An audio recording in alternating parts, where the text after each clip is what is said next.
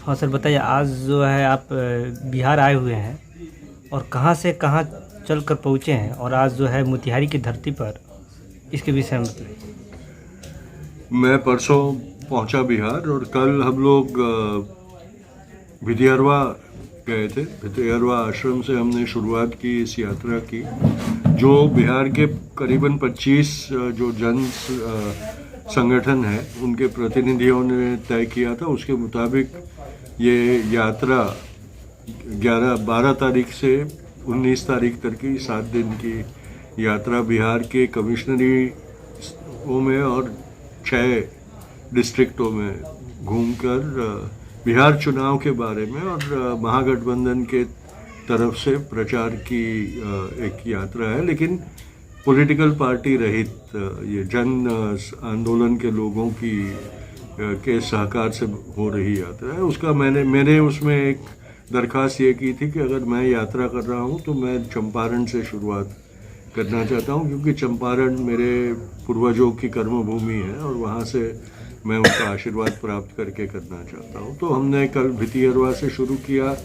आज हम मोतिहारी पहुँचे और वो रास्ते में जितने भी चंपारण के साथ सत्याग्रह के साथ जुड़े हुए जगहें हैं वहाँ हम लोग जाकर वहाँ माल्यार्पण, जो स्मारक हैं उनमें माल्यार्पण किया। वहाँ मैंने उसका इतिहास जाना, वहाँ जो स्वतंत्रता सेनानी के वंशज थे उनसे मुलाकात की और जनसभाओं में हमारी जो बात है महाराष्ट्र के चुनाव की चोरी और बिहार के चुनाव की चोरी की आशंका, उसके बारे में बातें की और नागरिकों में एक जागरूकता लाने की हम कोशिश कर रहे हैं। बिहार में जो अभी 2025 में चुनाव है और जो भ्रष्टाचार है, इसके विषय में क्या कहिएगा? भ्रष्टाचार के खिलाफ भी हम लोग आंदोलनकारी लोग हैं। हम अगर कैंपेन कर रहे हैं तो उसका मतलब ये नहीं है कि हम समर्थन करते हैं। जब भ्रष्टाचार होता है, जब अन्याय होता है, जब लोगों का अधिकार छीना जाता है, तो हम उसके खिलाफ आवाज़ उठाते ही रहते हैं, वो चाहे फिर किसी भी पक्ष की सरकार क्यों ना हो। कर्नाटक में कांग्रेस के खिलाफ किसानों की लड़ाई चल ही रही है, छत्तीसगढ़ में भी चल रही थी, सब जगह पे वो लड़ाइयाँ। जब अधिकार का हनन होता है तो हम चुप नहीं बैठते। पर इस बार चुनाव में बिहार में ये ज़रूरत है कि ये जो अभी एक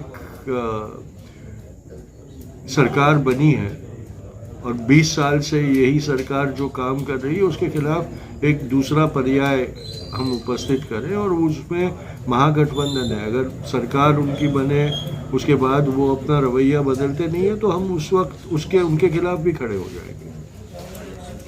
मोदी जी बिहार दौरे पर 6 बार आ चुके हैं। हाँ जी, 6 बार आ चुके हैं, जिसमें से 2014 में उन्होंने मोतिहारी के गांधी मैदान से ही जो आज जो आपको आने वाले हैं, और 2014 में इसी गांधी मैदान से बोले थे कि चीनी मिल का चीनी मैं खा कर जाऊँगा। और आज जो है चीनी मिल की ज़मीन की जो स्थिति है वह किसी से छुपी नहीं है। इसके विषय में क्या कहिएगा? देखिए, मोदी जी चुनाव के दरमियान बोलते हैं, वो चुनाव के बाद कहते हैं वो जुमला था।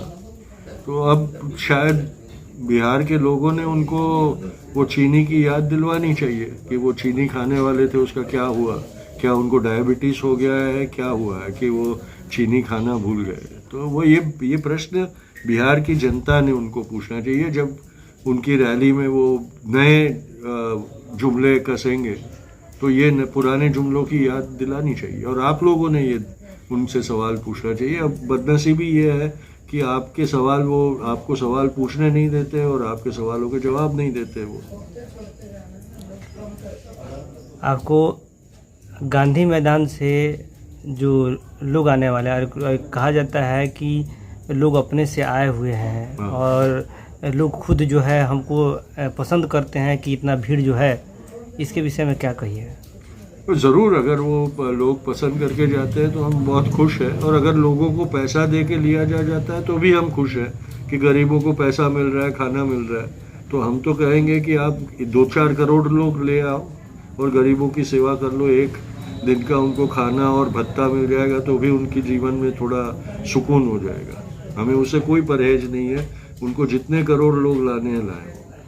आपने बिहार की धरती पर आया और गांधी के सुविचारों को प्रयास किया कि जो है फिर से जो है याद ताज़ा हो जाए। उस पीरियड में तुर्कोलिया में जो आपके साथ अनहोनी हुआ, इसके विषय में क्या कहिएगा? देखिए, जो हुआ वो मुझे उससे कोई फ़र्क नहीं पड़ता है। वो एक कट्टरवादी विचारधारा है और हम उसी विचारधारा के खिलाफ एक संदेशा लेके समाज में उतरे हैं। तो उन्होंने अपने चेहरे से वो नकाब हटा दिया, वो हमारे लिए बहुत अच्छा किया उन्होंने कि लोगों को उनको सच्चाई देख रही है। और वो कितने डरपोक है वो दिखाई दे रहा है कि हमारी बातों से भी उनको डर लगता है, हमें बात भी नहीं करने देते, अपनी बात कहने का भी हमसे अधिकार छीन रहे हैं। तो ऐसे लोगों का पर्दाफाश तो वो हमारे लिए बहुत अच्छा है।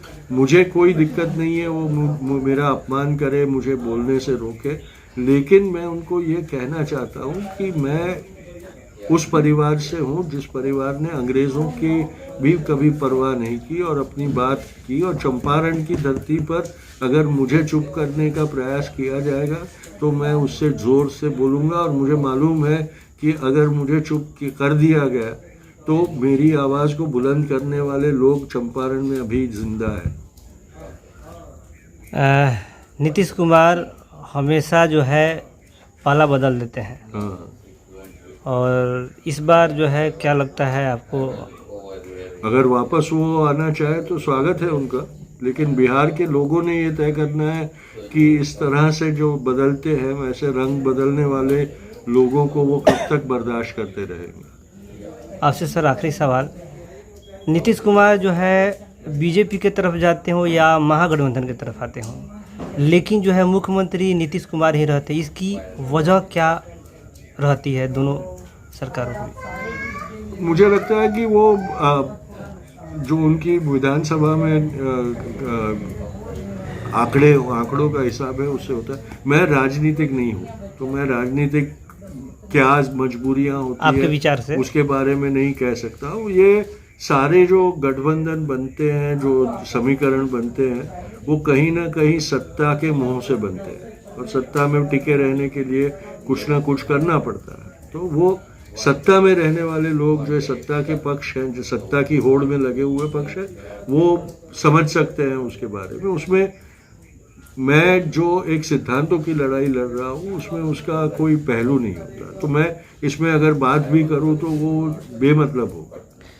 इस बार बिहार में परिवर्तन के लिए आपका क्या जो है पैटर्न है? देखिए, लोकशाही में परिवर्तन अनिवार्य होता है। जिस लोकशाही में परिवर्तन ना हो वो लोकशाही मृत्यु तुल्य हो जाती है। इसलिए परिवर्तन होना ये एक स्वाभाविक क्रम है, होना चाहिए लोकशाही में, और हम उसी की मांग कर रहे हैं कि परिवर्तन होना चाहिए। एक कुंठित विचारधारा से हम ग्रस्त नहीं हो जाने चाहिए।